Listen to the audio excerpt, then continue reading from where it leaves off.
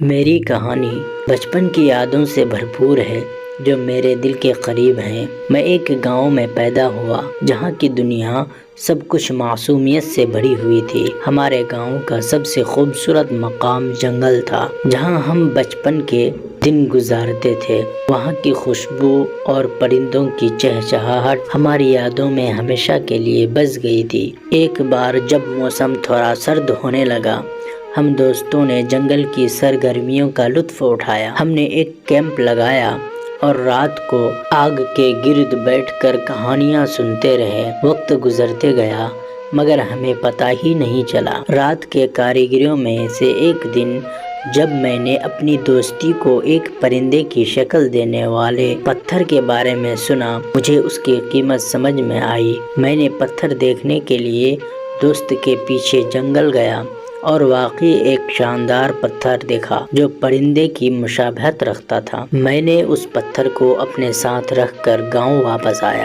اور اس کی کہانی سنا کر دوستوں کو مسرت دی۔ وقت گزرتے گیا لیکن یہ یادیں ہمیشہ میرے دل میں زندہ رہیں، ایک دلچسپ بچپن کی یاد کے طور پر۔